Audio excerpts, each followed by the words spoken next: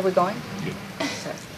Hi, I'm Stacy. I'm 42. I live in Stowe, Ohio. I own a boot camp gym. I started that almost 3 years ago. I got involved in the boot camp fitness industry area type thing, I guess you'll call it. Probably about 4 years ago. I belonged to another boot camp that had gone out of business and just kind of took advantage of them going out of business, brought the clientele over to where I'm currently located in Stowe in my own gym, and started that business. I've always been into fitness. I played sports in high school. I did a lot of running. I've done 2 marathons. Hoping to do another one this year. And just always been active and wanted to do things for a long time. For about 10 years, I didn't really do a whole lot because I worked a ton. I worked 2 and 3 jobs. And then I finally just got to a point where I needed to get back into it. So I'll be very honest and say that at 42, I'm probably in the best shape I've ever been. So it's exciting, and I love doing this. I love helping people, and we have a lot of good things going on. So. Now, what made you decide to take the dive? You said you worked 2 to 3 jobs and then dedicated yourself to the boot camps. What made you finally do it? You know what? When I had quit one job and then got down to one job because I was dating somebody, and I kind of just realized there was a whole nother world out there. I needed, I loved being social and hanging around people, and I was missing out on that because I was working so much. When I started dating somebody, I kind of separated from working so much and realized there's a lot more than just making money. Believe it or not, so I, had fun with it and realized, hey, it's I don't need all that, and I can, go out and have fun, and then that's actually that relationship was when I first started running. This was probably about 8 to 9 years ago. Okay. And I had time to finally start running again, joined a group, and that's when I ran my first marathon. Was in 2000. It was either 8 or 9. I don't remember. Yeah. Now, when you were opening the gym, have you faced any obstacles personally? Personally, no. Just being busy again, because it's not my own. I do work full time doing accounting outside of here. I do work from home, which is a huge advantage when you're running your own gym because you can pop up here if needed. But I do have some amazing instructors that are here. They do my morning classes, so I can stay home and work. But personally, not really any challenges other than it's a lot of time management because it's building workouts and educating and just time wise. It's tough when you're doing something else as well.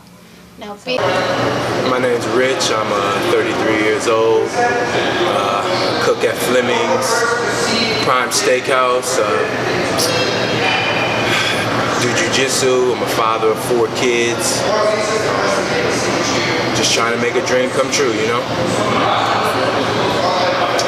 when and why did your fitness journey begin? When it started was maybe about 3 years ago. And a couple of things were happening in my life that was going down the wrong path, and I just wanted to change things and be a better person and be more of a role model and stuff to my kids and have them see somebody to look up to, What was the first step that you took? Just cutting back on things that were bad in my life as far as drinking and people who were negative, and just having a better outlook on things that could be negative and turning into something good. When that stuff happened, what made you turn to fitness?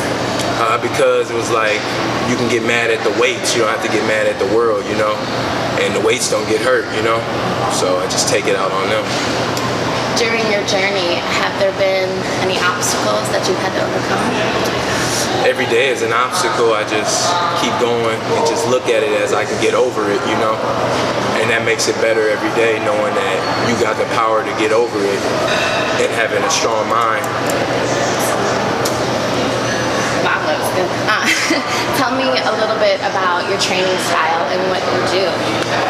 Mostly I just train for jiu-jitsu. I really don't train for anything in particular as far as triathlons or marathons or even the Spartan race. I just train to be an athlete in general.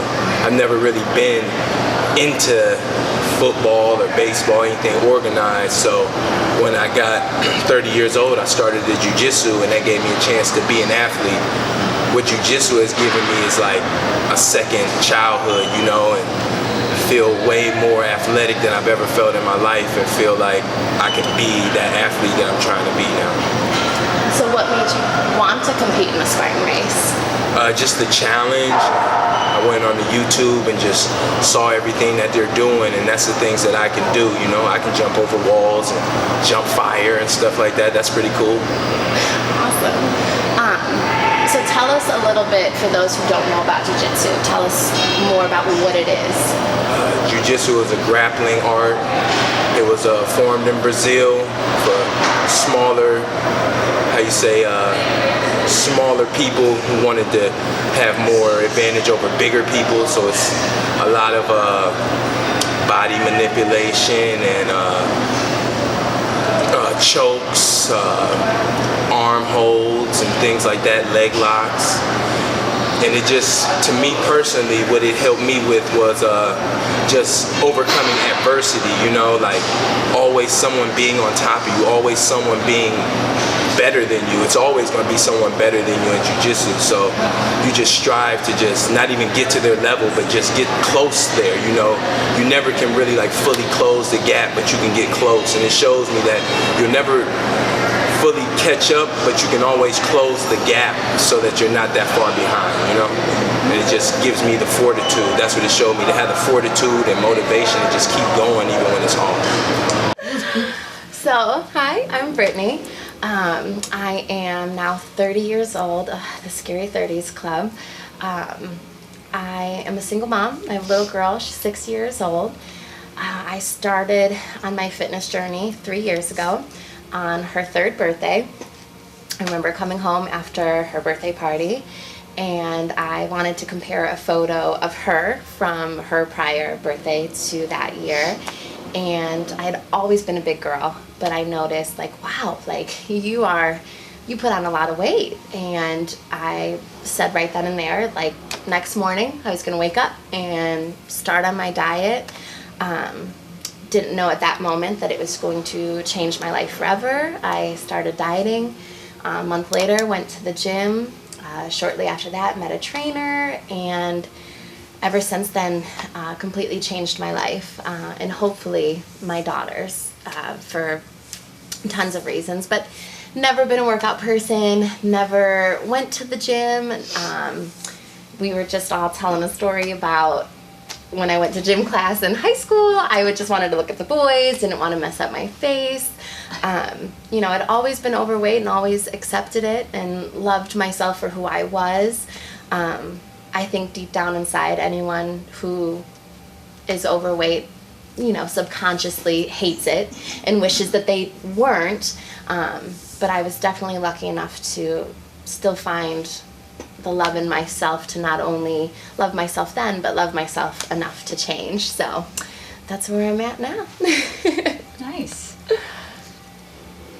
During your journey, have you faced any obstacles? You know, I think we all face different obstacles all the time. I think my biggest obstacle has been people telling me I couldn't do certain things, and luckily that made me push myself. My trainer that I had started with actually told me that I wouldn't be able to do my first Spartan race. At that point I had lost 100 pounds, but was happy and kind of eating again, and I'm like, oh, I'm gonna try that pizza. And you know, he's like, you wouldn't be able to do it, to focus and do that race. And you know, those small things, those obstacles that kept coming at me of someone telling me I couldn't do it, only pushed me to do it more. Then, you know, just being a single mom, I've gone to the gym at 5 o'clock in the morning. I've gone to the gym at 9 o'clock at night. I've gone, you know, missing birthday parties and different events because I couldn't be by the food, and I just knew I wasn't strong enough. So, you know, all those obstacles, you know, to me they were just a stepping stone, but some people might consider that an obstacle. So, yeah. Nice. Hi, I'm Sean Rigby, and I'm 23 years old. I'm from the Akron area. I love this whole area. Just, you know, the homeland, hometown of LeBron James, and just love the whole town. Just the home teams, Browns, Indians. You know, growing up, I had my struggles, and the one main struggle I had was dyslexia. And dyslexia was really hard on me because, you know, everybody else was, you know, doing so good in, you know, our classes in reading and writing and doing cursive, and me, I'm back here thinking like, I can't do half that stuff, like write the letters, or why can I not process this? Like, why am I not like everybody else? Me growing up, I always was like very like sheltered to myself. Always thought, hey, the only thing that I can do that makes me happy is going working out or having fun, go climb trees.